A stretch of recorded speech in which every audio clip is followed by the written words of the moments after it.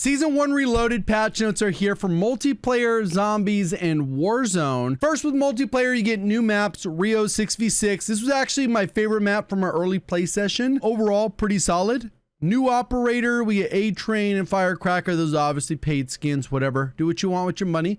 New modes, we get Headquarters, Team Gunfight, Infected, and then Ranked mode does drop. Keep in mind that this will not be live immediately. I think it's going to go live like an hour or two after the actual update. New weapons, we get the Evolver and the HRM9 SMG. So couple different options there.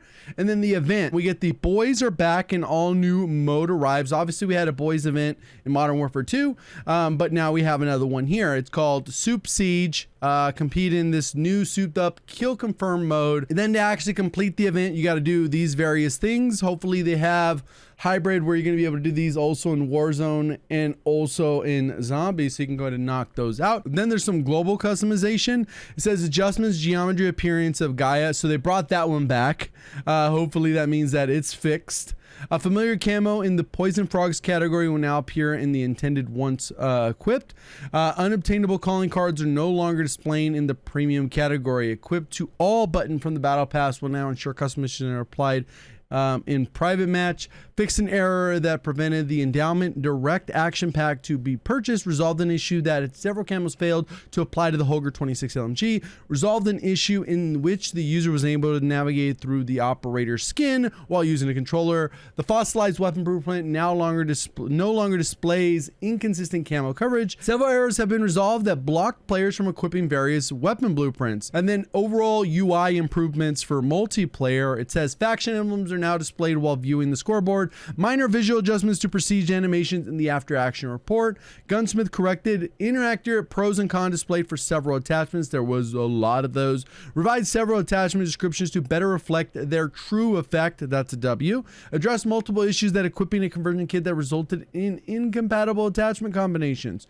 Resolved issues causing the player to be unexpectedly kicked from the menu in multiple scenarios, such as viewing daily challenges, reporting a player in another group, resetting to default settings. Completing a mastery camo challenge for the pickaxe melee will no longer cause the loadout menu to unexpectedly appear. The accessibility preset to enlarge text will now work as intended when option is set to largest. Gameplay, spectating in the third person perspective is no longer allowed in Control, Cutthroat, Search and Destroy, and War. Inspecting dual wield melee weapons will no longer cause one arm to remain still. Address an exploit that allowed weapons to be fired faster than intended while set to semi-auto fire. That's when people were using some kind of macro to essentially cheat. Macros are cheating. Audio. Teammates will no longer play enemy sound effect upon sliding and landing from a fall. Improved footstep audio for players walking on a puddle surface. Resolved issues with audio during infiltration sequence on multiple maps. And the spawns enemy remote turrets. Wilson, chopper gunner kill streaks will now disable nearby spawn points. Progression, fixed an issue that prevented players from several challenges. Corrected unlock requirements displayed for several weapons and attachments. One shot, one kill score event is no longer awarded when eliminated or achieved with 2 handguns. Added missing mastery emblems for the MTZ 762 for the battle rifle. So you get estate, derail, high rise. They went and reworked a lot of those different spawns.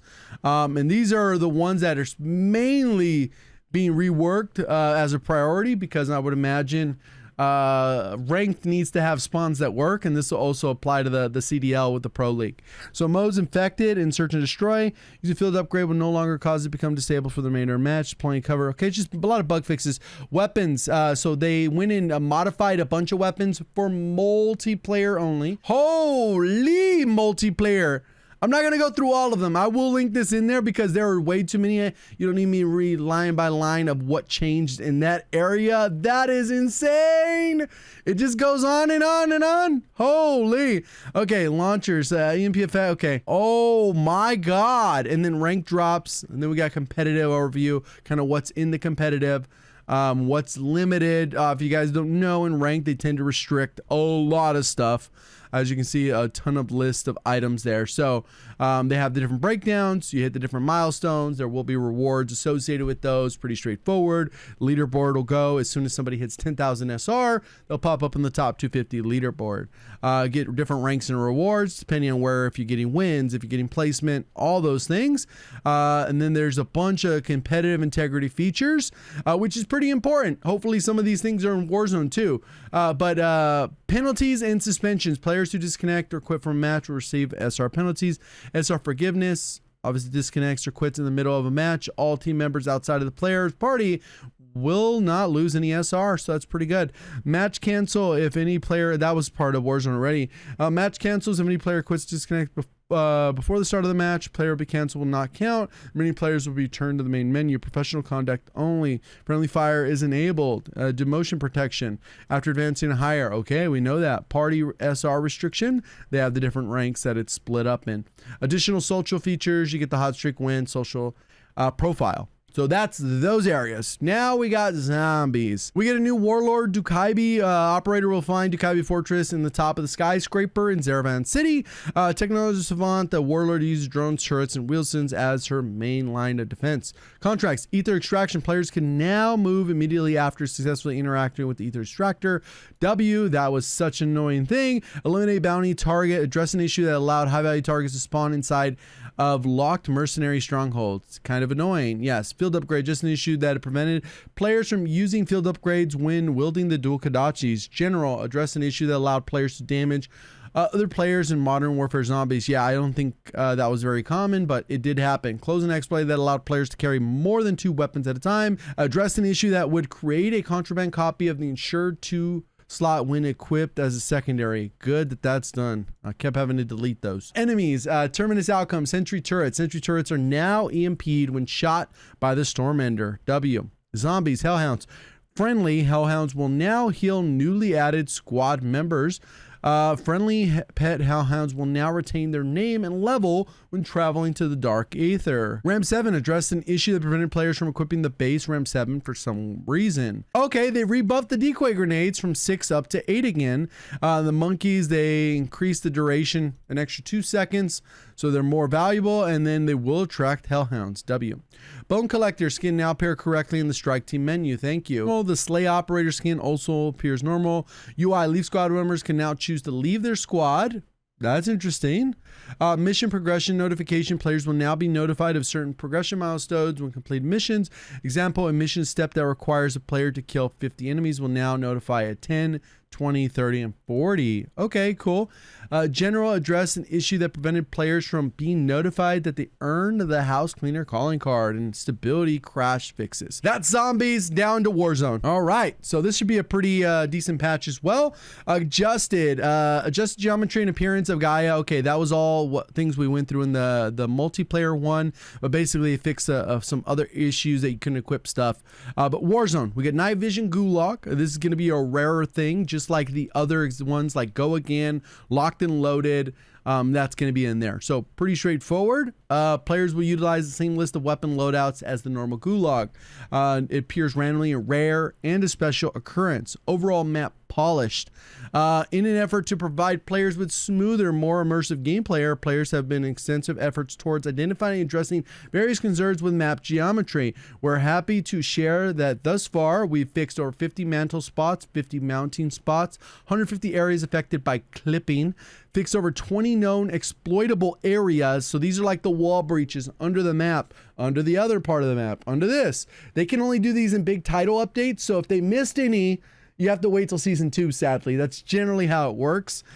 Improved lighting in 43 buildings, so light visibility is there. Part of our commitment to Warzone is continuous monitoring of community sentiment, player engagement data, and the pursuit of fun. New experiences among the recent additions, Urzstan Resurgence stands out, having garnered unprecedented engagement from Resurgence mode on a big map. We understand the large, diverse player base comes varied preferences, but we prioritize introducing and rotating in modes that perform exceptionally well to ensure an enjoyable gaming experience for as many players as they can reach. And this is because a lot of people are like, why can't we just have Vondel? Even though I know some people like Ashika, some people like the big map, we don't really know data. They have the data, so I would assume that means that the big map resurgence is very popular, and they're going to keep it around. So here's the playlist for this week. All of them for Battle Royale. We get POI rotation for Urzikstan quads, and then Vondo Ashika map rotation, and then Vondo we also get quads and Ashika quads.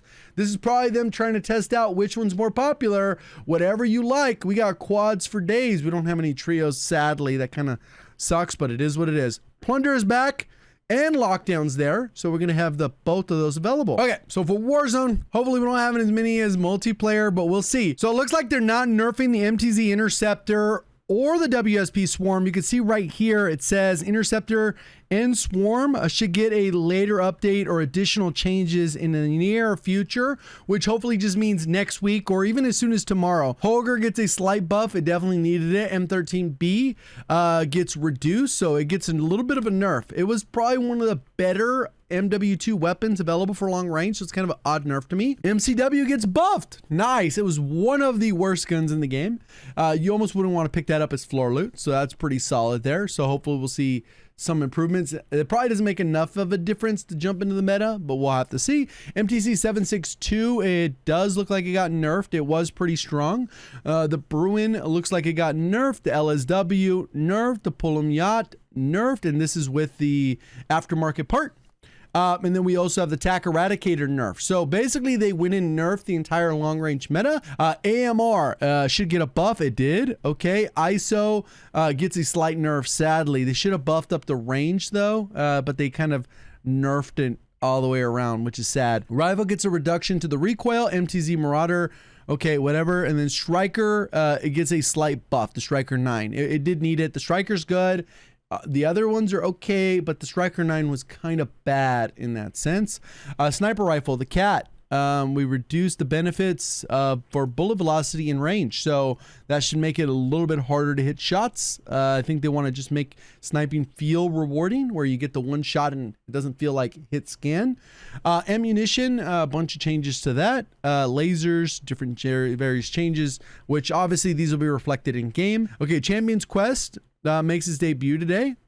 We're going to see some of that. We'll probably be watch partying a little bit of that on Twitch to see who gets there first. So there's a steel mechanic will arrive later in the season, so people aren't getting stolen the first day. Okay.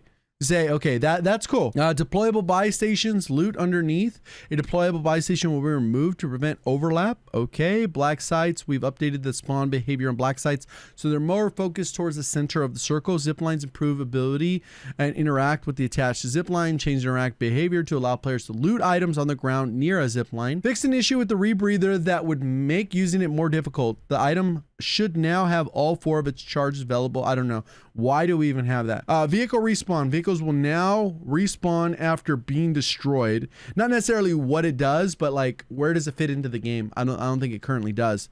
Covert exfil and weapon update. Stay tuned for further update and details announced. Covert exfil and weapon case features set for release in the future.